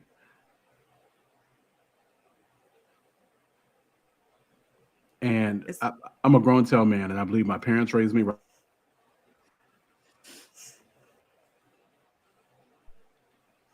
At my age, with my own family, knowing that them jokers got my back, if it all go to hell, it changes the way I walk this earth. Do you understand what I'm saying? Absolutely. I don't. I'm totally opposite. Like I was raised right too, and I was raised with good morals and standards and good parents, as good as they knew to be. But I'm like, it's still all on me. Like I still got to make it for myself. I still got to provide for myself. If this doesn't work out, I'll figure something out. Like I'm not even thinking and I know they do have my back. Don't get me wrong, they do have my back, but that's not my mentality. My mentality is I got to get it. I got to do this. I got to boom, boom, boom. And I was having a conversation with my dad the other day about it, and he was saying we accidentally raised you like that. We accidentally raised all three of y'all so independently, so we don't have to rely on our parents. But now they regret doing that because we're not as close. Because we're all super independent. Like none of us know each other as adults. Oh wow. Yeah. Do you ever feel like you? Sorry. I was just gonna ask. Do you ever feel like you need to, like maybe have like family therapy or something like that where y'all can be more intentional? But they're not gonna agree to it. They're not gonna agree to it. Did you ask? Have you asked? Man, listen. I know my brothers. I know my brothers, man. They're not gonna do it. You have two brothers? Yes. Oh wow. That's crazy. My brain, you only got one brother. I'd be forgetting you got two. I have two as well. Wow. I don't really know. I mean, I don't spend a lot of time with either one of them. Yeah. I just got the one sibling, just one sister. Yeah. So that's it. I mean, it's just important, and I don't think it's the hardest. I mean, listen, I'm not saying parenting is easy. It's not easy, right? But I don't know necessarily that it's extremely hard either. You know what I mean? I think there's a lot of just now again, I'm talking from a father. That's a mother right there. She'll tell you from a mother. She's also got more kids than I got. And to be truthfully honest with you, y'all, my kids are gold. I won't tell them this totally, but they're gold. They're freaking gold. That's great. I've just got great kids. You know what I mean? Who, for the most part, do the right thing and have good hearts and is going to tell, what's popping to an extent. You know what I mean? It's so, that's my life. Mine has changed drastically as of late. I have a 13-year-old son who decided to bring his journal to school. Is that bad? If a teacher get a hold of the journal, it could be. And the principal gave it to me. Oh wow! Did he read it? Yeah, I did. No, did the principal read the journal? Oh, I don't know if she did. I don't know, but I do know. Pray for me. That's all I need y'all to do is pray. That's what I need y'all to do. Yeah. Not ready. Not ready. Yeah. And like I said, I'm not going to say it's easy, but all we can do is what we can do. But we got to do. We got to do. That's the thing. And you got to know at the end of the day, oh, look, man, I did all I can for these kids. Quote talking like it's Quiet Storm.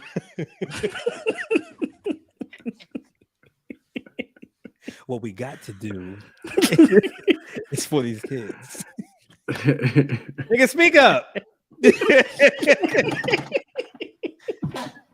Listen, you can hear me. Well, what it is I'm talking about my kids, but my kids are also in rooms around me. So I want them to hear me talk about them. But oh my God, Charles Brown. Oh my God. I'm sorry. That's he just said something that only me and him would understand in the chat, which is hilarious. Just reminded me of a whole nother world. Yeah. Anyway, so that is what it is. I hope Fred handled that. Matter of fact, let's catch the video real quick that Fred put up, and we'll scoot right along. So help my mom to survive. You know, me and Dad haven't spoke as much as I would have liked. We've communicated about how if something was to happen to Dad, we'd be you sure she's married? Happy with our last combo with him. What you think? The strain on my relationship with my father has affected my career. I always wanted to follow in his footsteps, but it's almost like I would want a relationship that would involve closeness. It's just, Lucy? I just want my dad. You know, I just want him. Now that's my child, and them tears are 100% real. No disputing that. But this woman right here is Mildred Hammond. And she would say sometimes to me, Freddie, sometimes people inadvertently put you in a shelf in a closet and they close the door. And they don't realize they did it. But when they ask you where you been, just remind them, I was where you put me, in the closet, on the shelf. And when some of y'all finish talking about me and her like a dog, and if the people on the show make her look like a fool, and if she makes herself look crazy, and the reality show spits her out and puts her on the side of the ground wounded, guess who's gonna have to be there? With no lights, camera, or action. Ta-da. And in the end, we understand that reality shows can't really do anything because ratings is king and love don't pay the bills. But when the smoke clears from this one, let's see if no weapon formed against me shall prosper. Work for the Hammond family. One more time. Y'all think Fred out here smashing girls? No. You don't think so? I think he is. No. I'd be low-key thinking it is too. Why? I'm not entertaining I that just got that feeling. It's just me too. Worship leaders just be having that. I just think David, him, Marvin, and the whole Kingsman tour. Obsessed with David and the songs and stop. Goodbye. All allegations. You know what I'm saying? And we're not going to talk about them on this here internet. All allegations. Hopefully not, but hopefully not. Anyway, shout out to the legend Fred Hammond, who has helped us all in our prayer closet throughout our journey. Facts. Shout out to the legend Fred Hammond. Thank you, John. Y'all ain't reflecting Christ at all right now. Get your life. What get your life. I don't know how we reflecting Christ by doing what? What happened? What just happened? Spreading lies. Again, we said obviously that we didn't know. We said we think. And allegedly, right? Allegedly. I wouldn't be okay. Let me since y'all talk about me and Goss, okay? Because me and Goss are the ones that said it. All right. I got your back, quote. Thank you. I'm saying if it came out as such, I would not be surprised at all. That is it. Don't do him like that. Y'all gonna stop doing Fred Hammond like that. I would not be surprised. That's all I'm saying. For a couple reasons. Again, the worship element. Worship be worship. And then he was priorly married and he hasn't been remarried. Is that right? I don't think so. Yeah, I don't shutting think the valve off is not an easy thing. It's not easy. Weak. It's possible. It's not easy. It's just not easy. I'm not saying it's very much so possible. Fred, if you see this, having regular sex, I ain't got nothing to do with and then not having what regular Brina said is hard. What was Brina said? What she said? Nothing. Can we move on to the next topic, please? But just because you married, don't mean you having regular sex either, though. You should be, and well, great segue. Even if great segue. Even if you ain't having regular, because the next topic ain't that one. That's gonna be the last topic. But we could. We should. Good. Listen, no, Brina, back. What did you say, Brina? No, I just said those was y'all's views. Like me and Trish, we sitting this one out. If Fred sees this, that's cool. I'm fine with y'all sitting this one out because the two men are talking about this, and there's a reason why the two men are talking about this. Listen, so Lord, Fred Hammond, Marvin Sapp, Kurt Carr. Don't post this, Fred, please. No, I'm not. I don't know nothing about. Like I said, I don't know nothing about Marvin Sapp and Kurt Carr and anything. I don't know about Fred. I'm saying the whole commission is out here. The word is, I'm saying I would not be surprised. I was walking through the reasons of why I would not be surprised. Jay Moss. Listen, he just calling names. I'm not doing what he's doing. You're done. I'm not just calling names. Brina said, nope, I'm out. From a standpoint, of course, when you are that involved in the arts and worship, that's one. Number two, you were married, which means you were probably getting it, even if you're not getting it regularly, it's there for you if you want it, right? Which is different, right? And then again, he is Fred Hammond. He is Fred Hammond. So, like, I'm sure, like, they'd be throwing, you know what I mean? Like, that don't mean he's throwing it back. And I pray he is not. And I pray his strength in the Lord, Trisha. My only thought, Lord have mercy, not accusation, you really nailing the anything, was simply, I would not be surprised. Okay. That's it. Amen. Praise God. All right. There's nothing wrong with saying you wouldn't be surprised. Listen. Charles. So let's do this. Let's go ahead and transition into cats getting it regular. We has officially transitioned into Tastemakers After Dark. Yeah. Trisha. Y'all is a little bit too happy about this. What it is, what the speech saying about Miss Pippen. Oh my goodness. So what happened was, what's her name? Larsa? Is Larsa Pippen? Larsa? So Larsa was on whatever show she's on. She was over there talking about how her and Scottie Pippen every night was having sex 4 times a day, which I'm a married for 23 years, she said. For 23 years. I don't believe her. I feel like it's cap, but maybe there's some truth to it. No, I'm not mad. You know what I'm saying? No, ain't nobody mad but the devil. They was married too. Not Charles Thomas on Scottie always looked like he was drained. Because he was. He had no nutrients left. Shut up. I'm so weak. Oh my gosh. Listen. So come on. Go ahead. Do we believe this to be possible, Trisha? I do not believe it to be possible. I do believe that it is for sure cap. However, maybe she meant to say we did it every night, or maybe it was a couple of times in a session. I call them sessions. You had multiple sessions within one. You know what I'm saying? Right. Charles, period days too. Exactly, because you're lying, sis. Well, you're not telling the truth. I just heard it. They got kids? Like, don't they have kids? I think they got kids. I think they do. Even while she's pregnant, you was getting it popping like that? Like, yeah, that's crazy. I don't believe that. And he was on the road. So when he was on the road and he was at the house, y'all was doing stuff? Like, how? I mean, there are ways. Uh-oh. Where'd Quo go? Oh, man, it's out of here. Dipset. The party going?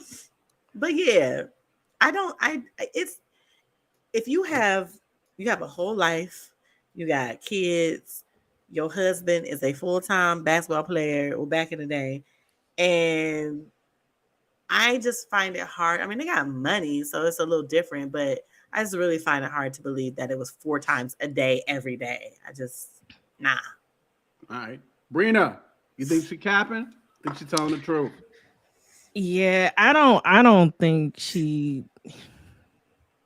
I think that's really extremely exaggerated. Like, I think somebody did the calculation. It was like 33,000 times or something over a 23-year period. And I'm like, bro, you ain't got no walls, bro. I don't believe it. Corey. No, first of all, 33 on the walls of Jericho. That's not how that works. That's not how that works. Because the vagina is a muscle. It can definitely go back out. Like, all right, the morning time, right? That's possible for sure. Maybe after practice, I feel like you practice from 8 to 3, maybe. So you come home, get it in for the practice. You know what I'm saying? And then you go out to dinner that night for dinner. You living the good life, so you're probably eating real good. You know what I'm saying?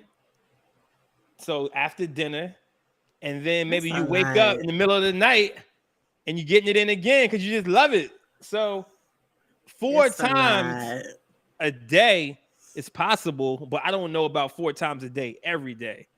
No. That's the part. Yeah, that's yes. yeah. That I think people are tripping about.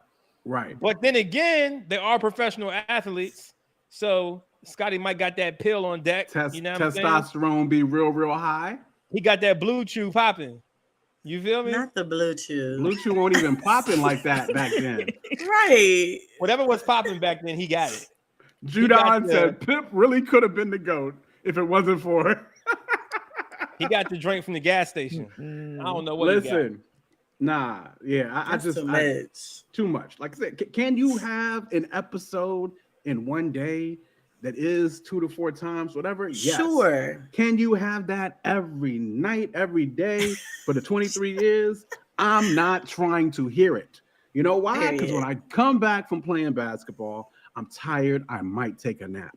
When I come back from eating good, like God said at night, that's the worst. Is when you got a full belly and you trying to, man, it bees a lot. You know what I mean? You have to digest this food. When I get full, that's when I get it popping. Like that was my time. Like that do something to me. When I get a full stomach, I be ready to go. But as a woman, first of all, the insides is gonna be raw and hurting. Ain't no, listen, even after a couple, like 2 or 3 times in a row, like you're gonna be in pain, sis. So we just know that you're lying.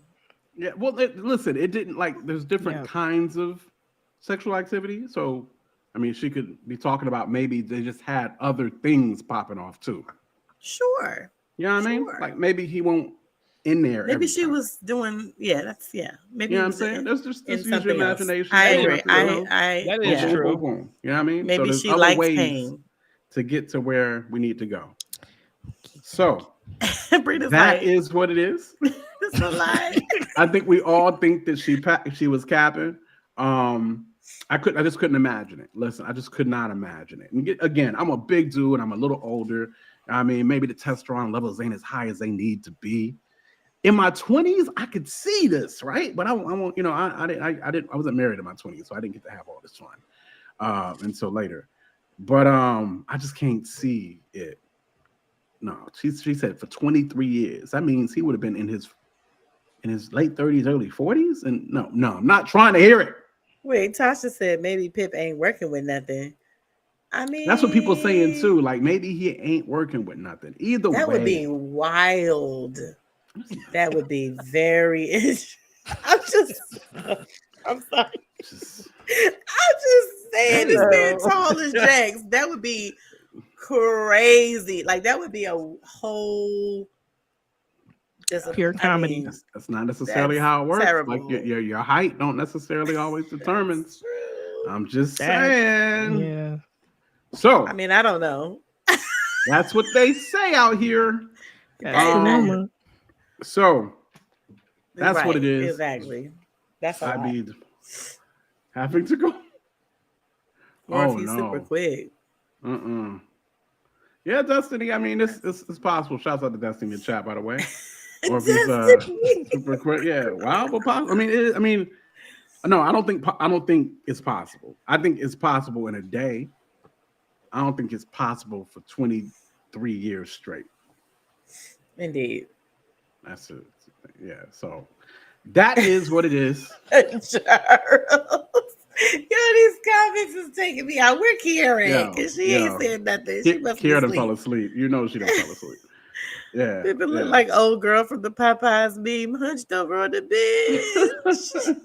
Lord, I'll take you for Popeyes. Listen, so speaking of wild stories, our last topic of the night, make sure to like and subscribe. Do all the very, very many things. Tell a neighbor, tell a friend what it is we do right here at the Tastemakers Pod. Every Wednesday night at 10 p.m. Eastern Standard Time, we are grown, we're fresh, we're Black, we're Christian.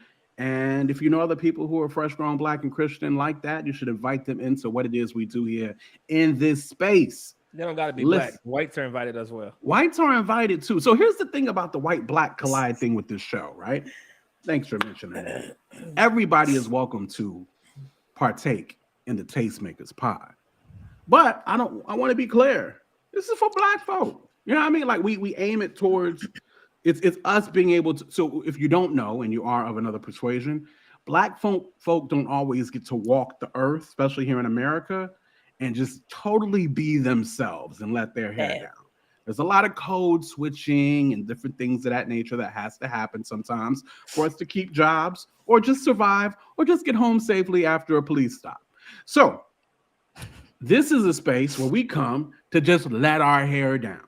So when we say we fresh grown Black and Christian, that don't mean you can't be here, can't watch, can't enjoy. We just want you to know what it is. We letting our hair down. Ain't nothing stopping us. You know what I mean? So that is what it is. Kira said she had to cuss out somebody outright quick. Y'all stretch your hands to the screen for your girl, Kira. And let's pray that everybody what's happening? All right. Even though I feel like it was probably one of the kids. Pray for the kids, y'all. So that is what it is, y'all. We talked about wild stories. Let's talk about the wildest story. Your wildest story. The joint you just search in the scriptures, you reading through, when you see this joint, you be like, yo, that happened? That's crazy. Wildest stories. I'm gonna start off with Brina. What you I knew got, that was gonna happen.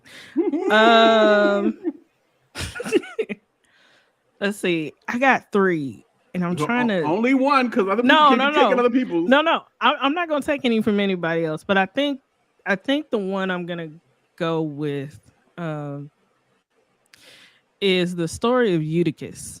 Eutychus in Acts chapter 20. Okay, so I'm about to tell you. I know this story. So this is when I get to heaven, I want to meet this guy because I got all kinds of questions. So Paul preached from like early in the morning until midnight. So he preached so long. Eutychus was sitting in the window of the house that he was preaching in. Yeah, he fell out the window and died. It died. So Paul had to stop the service. Yeah. That's his name. So Paul had to stop the service and go raise him from the dead, and then the service resumed. That's wild. Every time I read that, it's like I just be on the floor because like how you just fall out the window, like that's just crazy to me. He must have been real high up too. Had to be. But yes, that's the one. Oh man. Okay. Yes, that is crazy. I mean, just think about it. I mean, he up in the window listening, fall asleep, die, and Paul just go out and just be like, "Yeah, man, come on, get on up. Let's try this again." Wild. Let's try this again, man. The word was good. I know what happened. We got your back. That's wild. Okay. Indeed. Trisha, what you got? Okay, so mine is in 1 Kings chapter 3. When it was the 2 prostitutes, they was in the house. They came to Solomon like, hey, one of them was like, yo, old girl, we both had babies at the same time. And old girl like rolled over and laid on her baby and her baby died. And she came and took my baby. So what are we supposed to do with the baby? What, like, this is my baby. And Solomon was like, all right. Or was it Solomon? I don't know. I think it was Solomon said, cut him in half. Cut him in half. Yeah, cut him in half. And the one was like, hey, yo, let's do that. And the other one was like, no, that's my baby. And Solomon was like, oh, well, that's the mama right there. And that's obviously the mama. I don't know about Bible, bro. I never heard that one either. What? You crazy? Really? That's like Solomon. One of Solomon's, when they talk about him being wise, that's one of his biggest wisdom situations. He knew the mother of the baby was the girl that was like, no, she can have her. Don't hurt the baby. The other one's like, yeah, split the baby. What the heck? Who says split the baby? Crazy lady. Crazy. Somebody who's crazy enough to kill their baby, roll over on them and take somebody else. Charles said they was trying to go half on the baby. No. Literally. Listen. What you got, Goss? What you got? Man, oh man.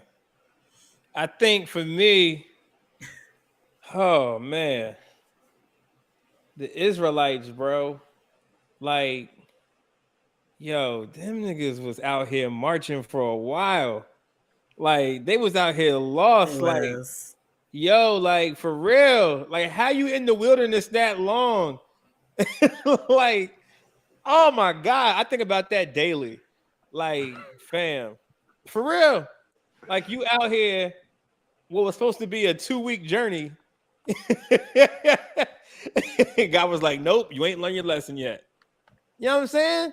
So that whole Israelite story when they left Egypt and just how they were as people, what was turned into a 2-week journey, or what was supposed to be a 2-week journey, ended up, was it 40 years? It's 40 years. That's insane. Yeah, 40 years.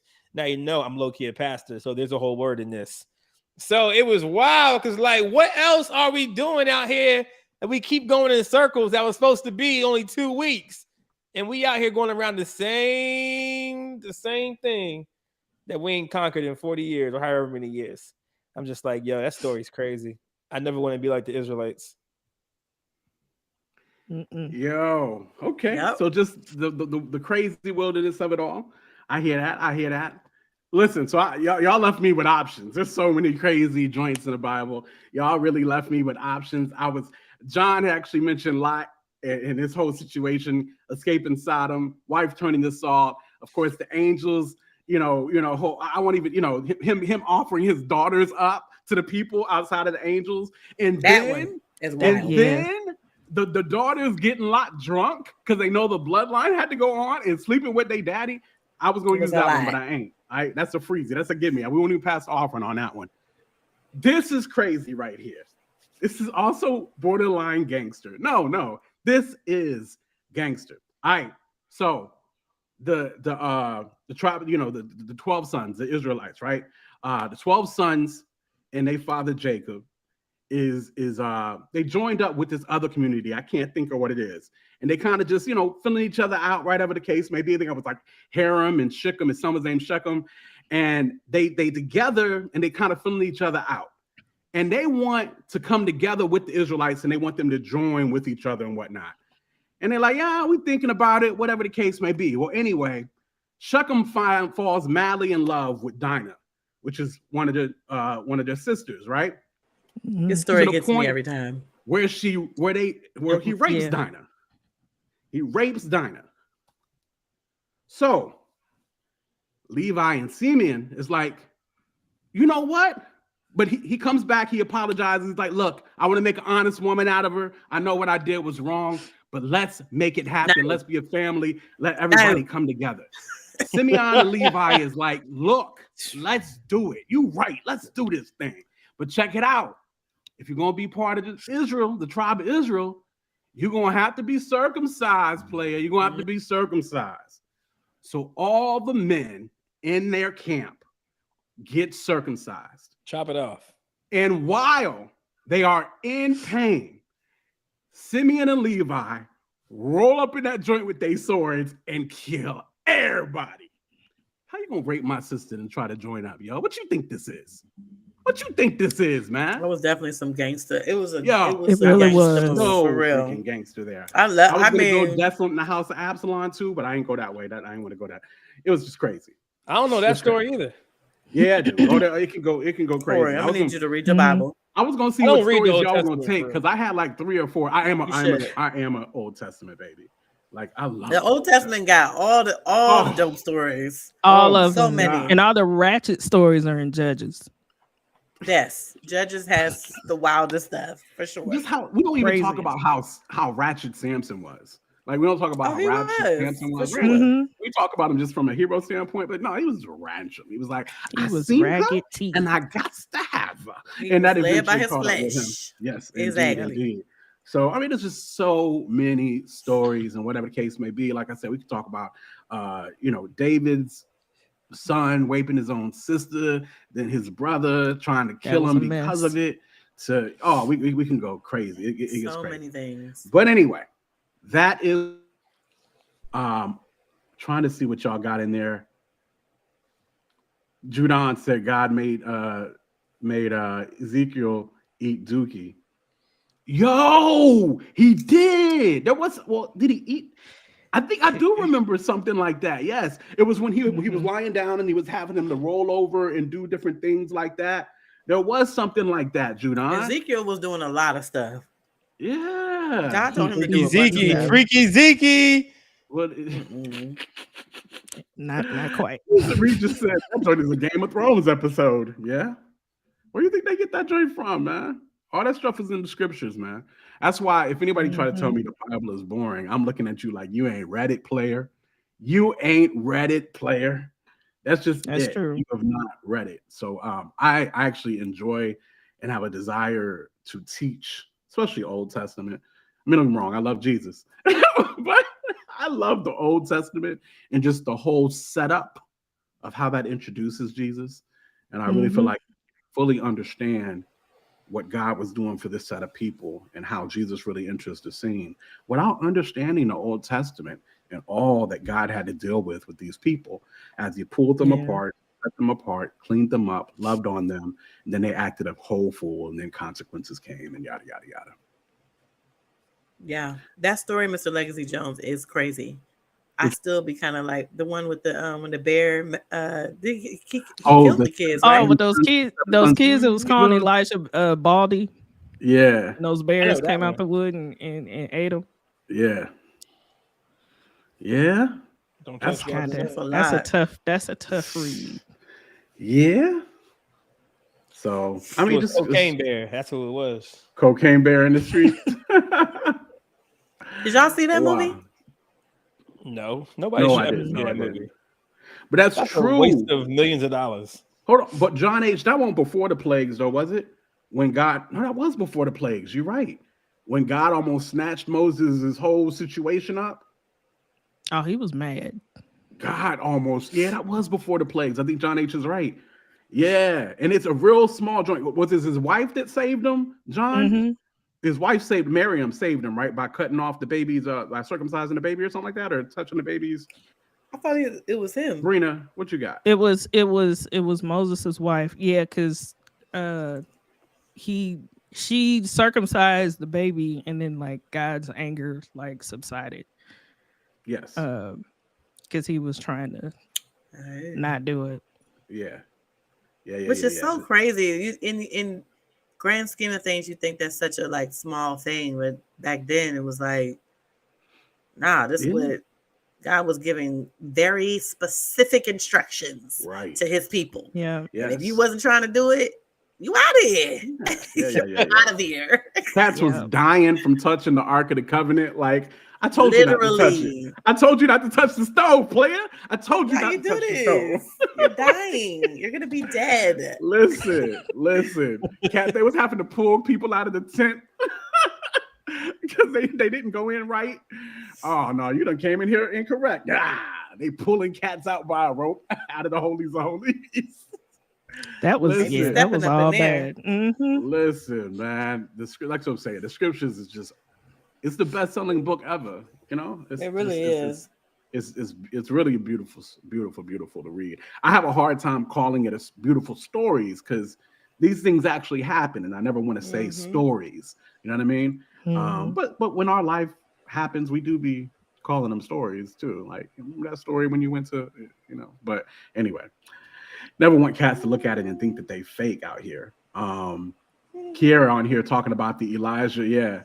I want to see the joint where Elijah versus 450 fake prophets. He cut up 450 of them jokers in one fight. Elijah went crazy on these prophets. Crazy. One dude against all these joints. And then what's so crazy about this situation is he does that. The flames come down, kill all these joints, all these prophets of Baal.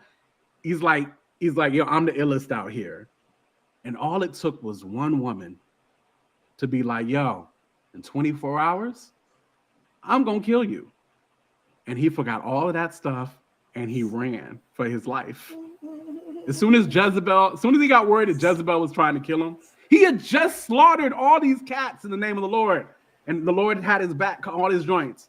And as soon as he got wind that Jezebel was coming after him, he was like, Lord, take my life. Like, and he ran. That's crazy. The hottest of messes. But it's crazy. Those are the ebbs and the flows of this walk. You know what I mean? Sometimes we just forget all that God has done for us. Just a fact. In a second. You know what I mean? Like, yo, like, what did God just do for you? And you're already forgetting that joint. Again, I could talk Old Testament probably all freaking day. But I won't. Because these jokers will look at me like I'm crazy. I'm already looking at you like. Yes. Judon, Absalom banging his stepmoms in public. Yes, yeah. He had it out for his father. He was like, "Oh, that's what we doing? I'm gonna get your wife." Like, listen, yo, it was crazy. It was crazy. And then Absalom died on a horse, going to kill his father, David, and his hair got caught in a tree. Yes. Mm-hmm. Oh my God! Like that's wild. I remember that part. Yeah, that's crazy. Yeah. Then who was it that got killed? Was that Saul? That wasn't Saul, was it? Who it was prophesied that he was going to die and he was hiding in the armor, and dude just shot a bow up in the air, and the bow killed him. Was that Saul? That was Ahab.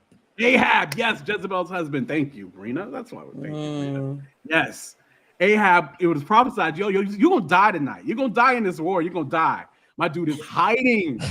He's hiding somewhere. Dude just shoots an arrow in the air, and that arrow attracts that Joker and kills him. It's wild. Listen, he said you was dying. You know, you're gonna die up in here. It is what it is. Kiara said, Brina, when is Bible study? Because I'm coming. This why I call you Mother Brina. Facts. Exactly. That's I hilarious. Can always go to Bree and be like, Bree, what was that? Who was that? Listen. Yep, Mr. Legacy Jones, dude in Corinth that Paul had to write about because he was sleeping with his stepmom. Like, yo, y'all kick him out. Y'all know we don't do this in here. Kick him out. Wild. Out. Could you imagine that happening today? I mean, they do be happening, but like, that's not like a. I don't know. That's not a very common situation. Not up in the church too. Like, oh boy, sleeping with his stepmother. What? Get him out. That's crazy. Paul was like, get him out. Bring him out. Bring him out. So, yes. That is the show. Appreciate you guys hanging out with us tonight here at another Tastemakers pod. Let's see here. Of course, do all the things. Like, subscribe, do all those things. Like, listen, y'all, the likes mean they mean the world to us, and they cost you absolutely nothing. All you got to do is hit like on the video. It really helps the YouTube algorithm. Tells people that you like this content. It allows other people to come to this content and different things of that nature. So just please hit the like button. And if you're really feeling us, go ahead and hit that subscribe button. And if you really feeling us, make sure to go ahead and join the Patreon, y'all. Just check it out. It'll be in the description page, or you can even rewind and hit the joint with your scan with your phone, and you can scan that as well with the Patreon, or it's right there. You know, thank you, Bree. And you can scan it there and come hang with us in the group chat. The group chat is wild. If you think the show is wild, imagine what the group chat's like. The group chat's wild. We do game nights, y'all. Matter of fact, y'all, I think we're gonna do Mafia this time. I remember Mafia. I guess it's Among Us now, but I remember Mafia. I think we're gonna whip out some Mafia. See how that be. Either Mafia or probably Mafia, and then we'll come around and play that lyrics game that Goss is talking about. Because that lyrics game is dope. That'll probably be next month. So game nights, we'll be having the Zoom joints where you can find out exclusive information about behind the scenes, what's going on with the Tastemakers pod. But yo, come hang with us. Be a part of the community. We appreciate you guys being here tonight. And with that being said, that is the show. That's Trisha Bell. That's Light Skin Corey. That be Brina. And I am quote. So listen, some changes are coming to the show. So definitely keep tuned in for that. Is that something we want to announce now or later or what? I mean, I wanted to. Yes. I was waiting for you. Trisha leaving, y'all. Listen, this is for Trisha to say, and now you just Trisha, go ahead. The floor is Angela Yee us out here. She Angela Yee us. Listen, life be lifing, okay? Life. And I love y'all. I love everyone that comes here. I love my team here, Tastemakers Pod.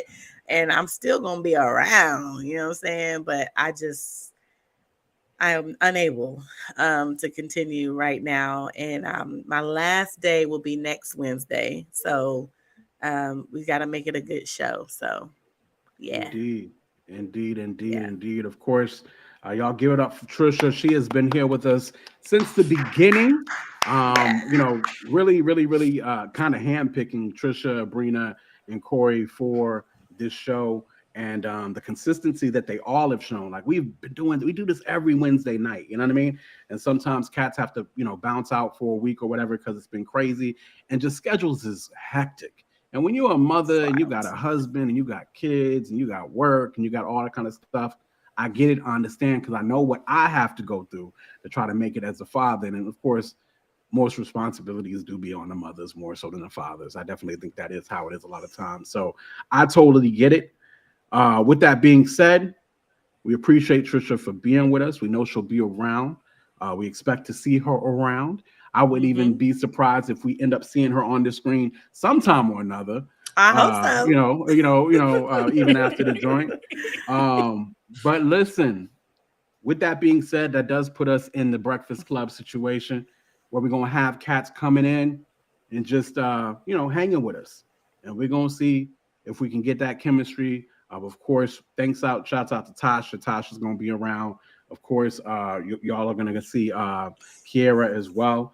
But we'll be pulling some other people in as well. Even some of you guys that are in this chat on a regular basis and in the Patreon. I want to try to get you guys in. Of course, because Trisha is the married woman space on the show, we're looking for a married woman theoretically. So that's the goal. But we'll see what the Lord has. You know what I mean? We'll see what the Lord has. But I appreciate definitely. And we appreciate you. We appreciate you. So we're going to keep it going, whatever the case may be. But definitely, again, y'all, make sure to connect, like, subscribe, do all the things. Join the Patreon. I think you'll see Trisha on the Patreon, maybe. I'm just saying, you might see her pop up places. You know what I mean? If you want to see Trisha pop up, you might want to be in the know, and whatever the case may be. So that is what it is. Again, we are the Tastemakers, and we'll catch you guys next Wednesday. Peace. Tastemakers. Classic. We do more than make a living, we make a life. When everything is dark, we are the light. We are the Tastemakers. Aight. Let tomorrow tell the stories that we make tonight. We do more than make a living, we make a life. When everything is dark, we are the light. We are the Tastemakers. Aight. Let tomorrow tell the stories that we make tonight. For the movers and shakers, for the new Tastemakers, sommeliers came out to play. Classics in the current day. For the movers and shakers, for the new Tastemakers.